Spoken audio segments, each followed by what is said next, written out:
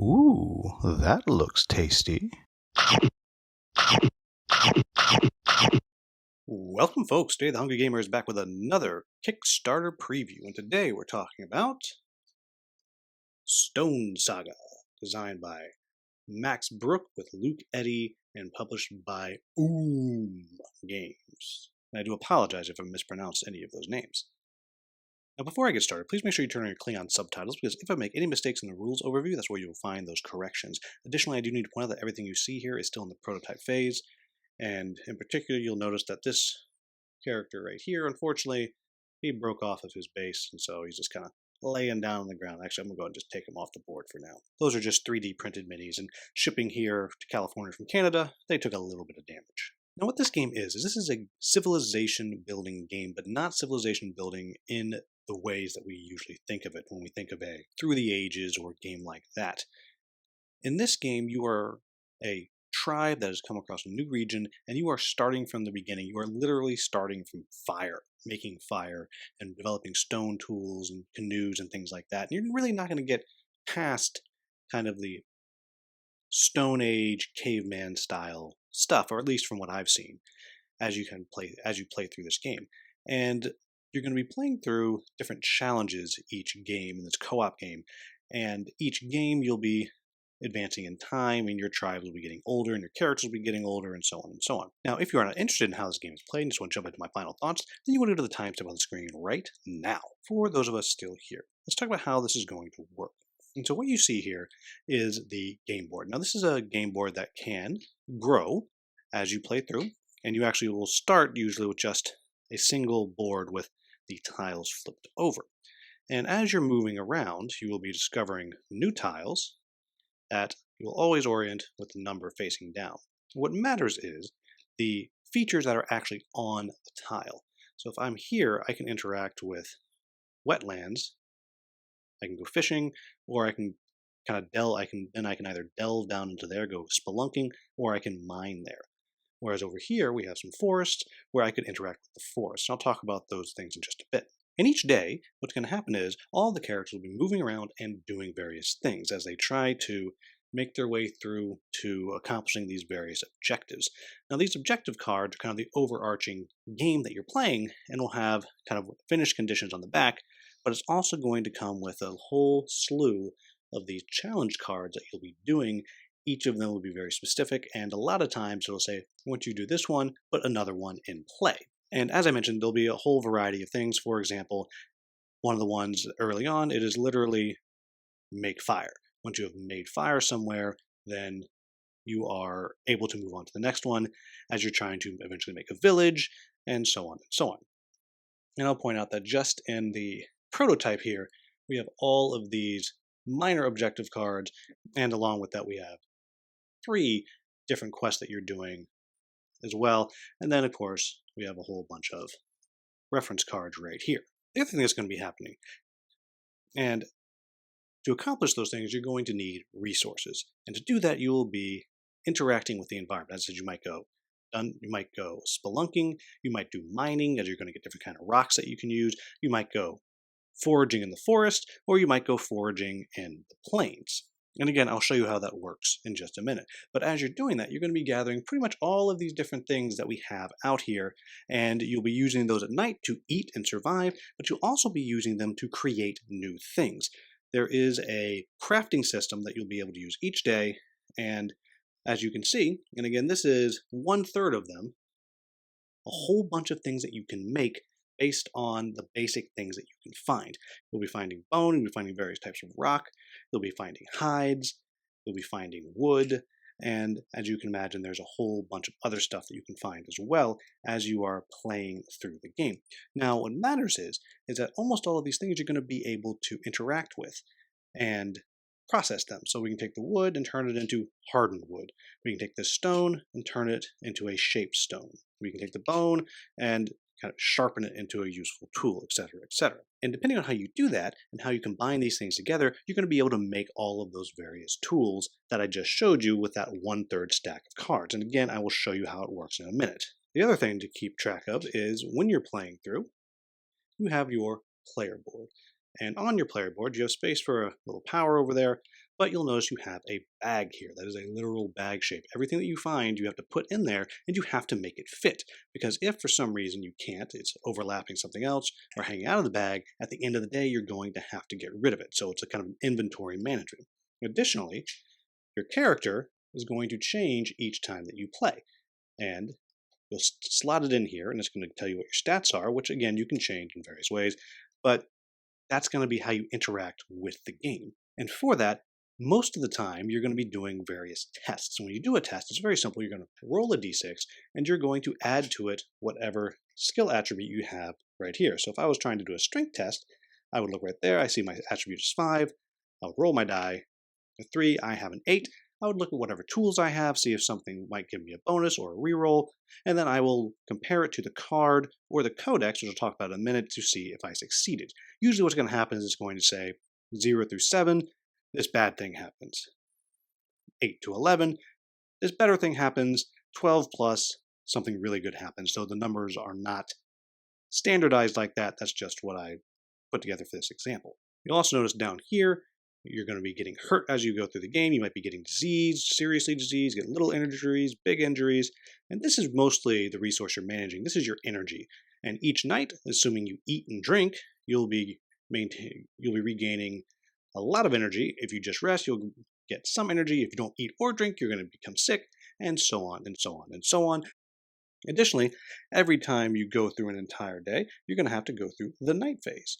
And when the night phase comes, you're going to take one of these cards, and you'll flip it over, and you will check it out. And you can see here, there's a storm raging. It gives you some details at the top, a little flavor text, and then mechanically what it is that I have to do, and then some omens down here that will tell me various things and how much activity it's going to take. As your activity level goes up, that is your game clock. So what's going to happen is, as you can see on the back of this card, as we go through, there's different activity numbers here, and what's going to happen if you meet that number. You see down at the bottom, if you get to a certain activity, the game will end and you will have pretty much lost. Now, I do want to quickly talk a little bit about the various things that I mentioned spelunking, I mentioned fishing, and I mentioned gathering. So we'll talk about the spelunking or delving first. That's when you go down into a crack in the ground. So you'd start out and you draw a delving card and you flip it over.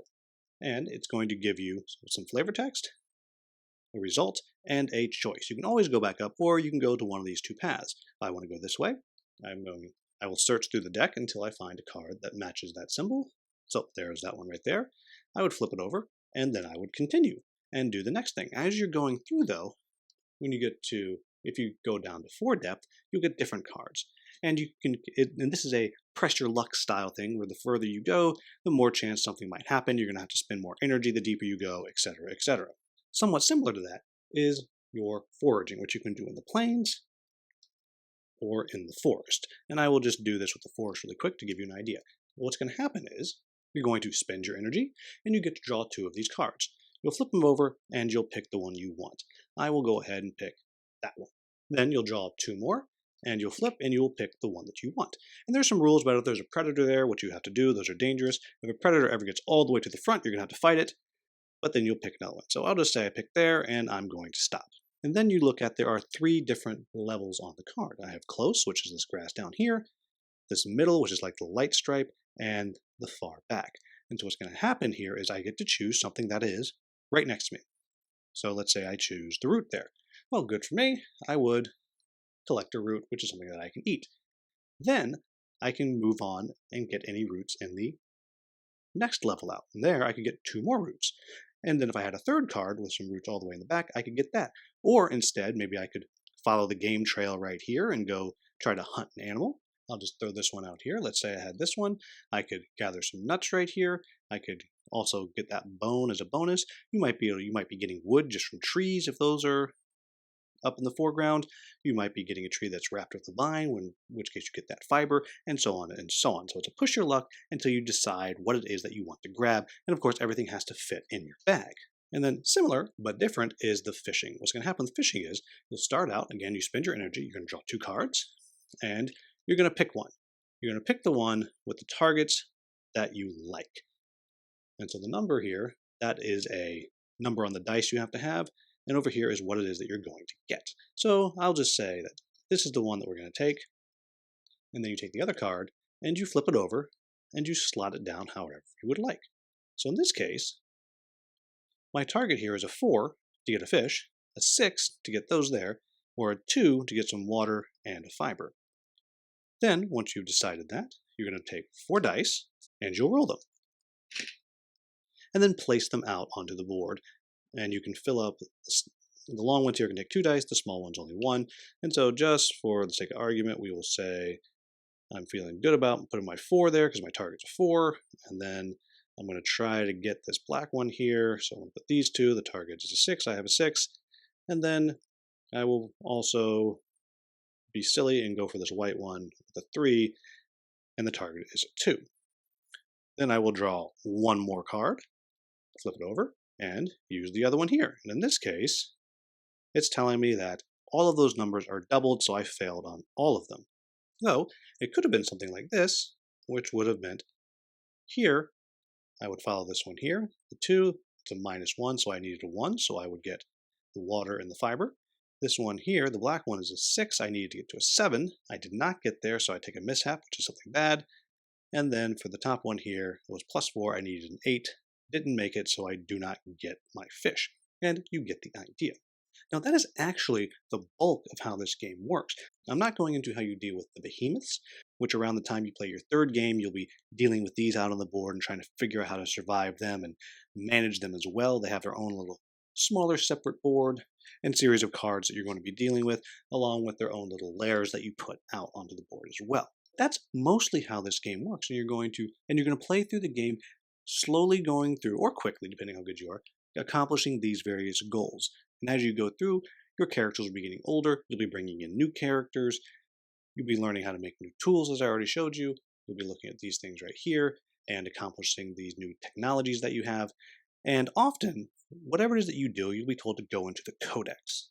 And the codex here is a big old book with a bunch of different entries that you'll be looking at, and they're going to tell you what you do depending on what it is that is sending you to the codex. Sometimes when you go mining, you'll pull things out that'll have omens on them. You'll have to go to the codex for that. Sometimes you'll accomplish a quest that's going to make you go to the codex, and so on and so on and so on. Mining is relatively simple. You're going to take a selection of different stones, you'll put them into a bag, you'll draw them out, and then deal with whatever omens are on the back of them. Sometimes they're good, sometimes they're bad. But for the most part, that is it. The only thing that I do want to point out is now that I've shown you the codex exists, I want to show you how the crafting works. And so for this example, this is a very slight minor spoiler.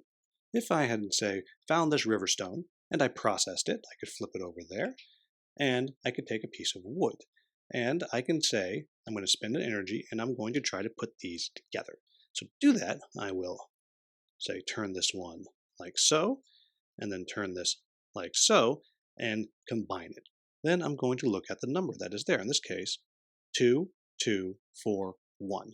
And you can see that it starts with the blue, so I'd go to the codex, and I'm going to find the blue recipes, and I'm going to find the one that is 2, 2, 4, 1. And I would go here, I would find it, and I would see that I found a riverstone spear. It tells me to get rid of the materials, and I can record that I know how to make that now. And just like that, I now have a riverstone spear that I can use when I'm hunting or fishing. And that's pretty much the basics of this game. So what do I like about this game? The first thing that I particularly think is done well is the crafting system. Now I'm going to talk a little bit more about how you find out what is what a little later on, but I think it's very clever as you're finding these things, and there are so many options. And especially early in the game, the first time through, you're really left to your own devices, but really trying to figure out, well, can this go with this? And I think it does a good job of evoking the theme of, these are things that don't exist in the world. You are the first person discovering them. And so trying to figure out how it is that you are, well, that you're going to do what it is that you need to do and make something useful, I think really, really is clever and really works well. Along with it, I like the way that the art is so important, because when you're looking at the tiles, you really actually have to look at the art to see what is there. What can I do? I want to go fishing. Well, I can't go fishing because there's literally nowhere to fish here.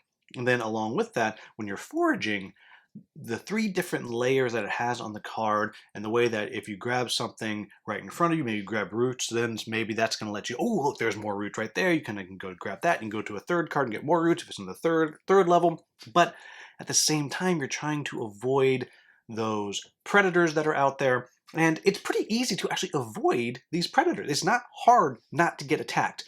But sometimes you just need something specific. Presented hard choices of, do I want to get a lot of these one thing? Or this other thing over here that's got a really good bonus that I might need later on. Then, along with that, the other thing that I think is particularly inspired, and I don't know why this isn't done more often, is the bag. The way that it's this double-layered board and you have to make it fit in this bag. And it's not, it's not Tetris, right? It's not a polyomino game where you're squeezing things in, make it fit perfect, because it doesn't fit perfectly. This is a caveman that has like a hide that is like wrapped up like this, and whatever fits is what fits.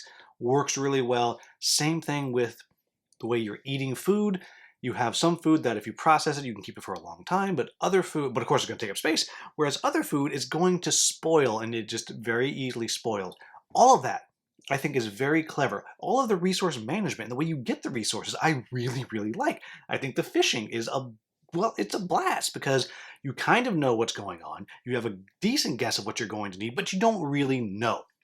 All of that works really well. And that's not even getting into all of the things that you can create. The stack of cards or recipes and then greater discoveries that you can make as you're going through is awesome. I love all of that. I think it just works really well. I think another thing that works well is the way that you can never do everything that you want, and you're always having to make a decision every single night of, or I should say every single day, you're making the decision of, do I want to save some of my energy so I can do more tomorrow? Or do I just want to burn through the energy that I have to make sure that I'm getting the most out of every day?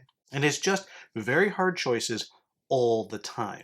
And so all in all, what I think this game has done is it really does a good job of giving me a Civilization style game that's not a Civ game.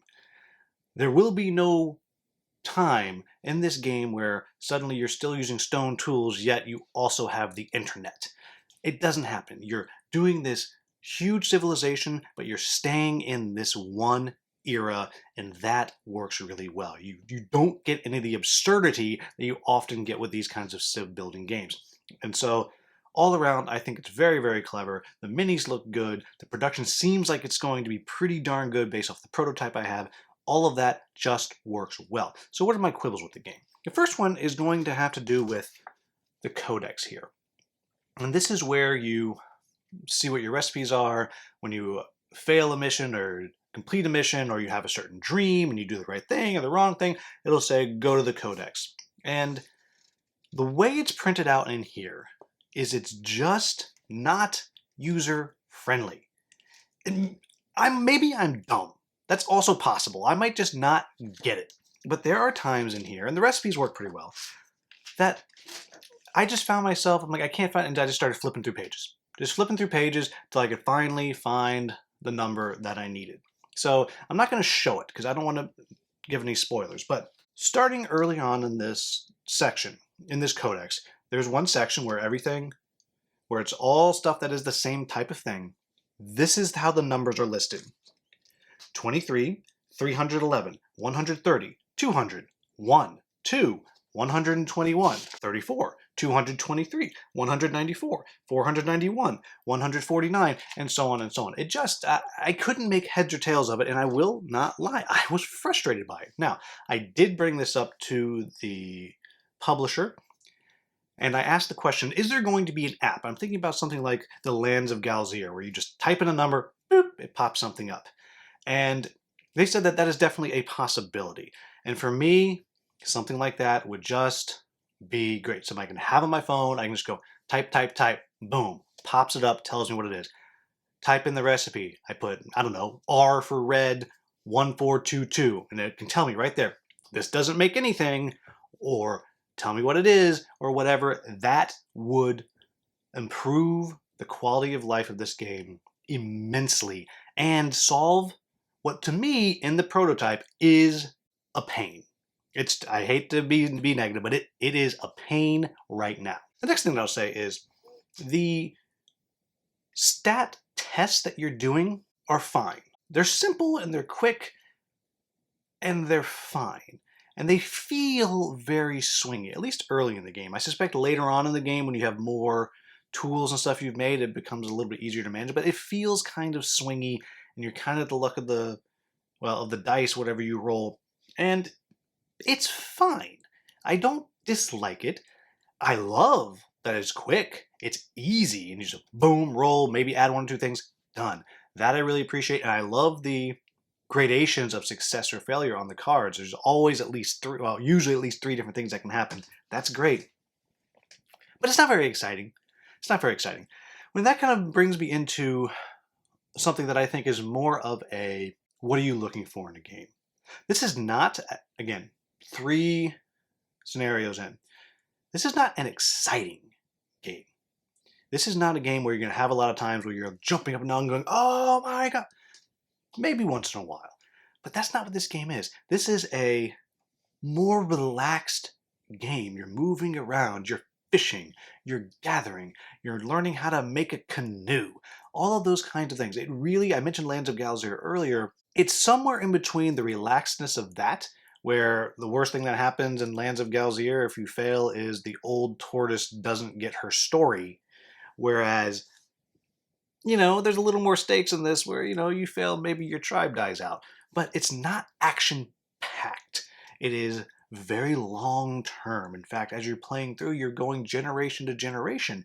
And that might not be what you're looking for. You might be looking for a high-stakes adventure. This is not, it's high stakes, but it's not adventure. It is slow exploration. It is learning how to dig out a canoe. It is learning how to make spears. It's all these things that I think are done pretty darn well, but over time. It is a long-term thing. And so if you're looking for action and adventure, this is not going to be it. If you're looking for planning and puzzling and hoping you make good choices, hoping the times when you do have to leave it up to the fates that it doesn't go poorly, and if it does go poorly, how do you solve it? Because there's always a way to solve it. Then this might be what you're looking for. But there you go, folks. That is Stonesaga. I have to say that this is a game that has me very intrigued. It is different than anything else that I have played. It takes civ building and makes it interesting to me. It has some stuff that I just really, really like. I cannot believe that this is a game where I'm like, what a gosh, I really want to kind of go fishing again. Like I can't, there is no game that I've ever said that in. And so I think that is particularly exciting. I also should point out that it's not a big footprint. Your player boards are kind of big, but the board itself, it's not. It stays pretty small, and that's great too. It's always changing. It does a lot of clever things. So if you're looking for really managing your resources of your society, if you're looking for growing a society and feeling like you are growing a society of Paleolithic people, or whenever it is they're supposed to be, then this is something to check out. If you're looking for fast-paced action, adventure, fighting, killing, all that, this is not really it. Even when the fighting does happen, it's a single dice roll, maybe 2 dice rolls that you're going to do. It's not about that. It's about all of the other things. So if that's what you're looking for, this is a great option. If that is not what you're looking for, well, you probably stopped paying attention by now. So there you have it, folks. That is Stonesaga. As always, if I made any mistakes in the rules overview, please let me know in the comments with a timestamp so I can get that into the Klingon subtitles. If you found this video useful, please like, subscribe, and share. Thank you so much for watching. Have a wonderful, wonderful day.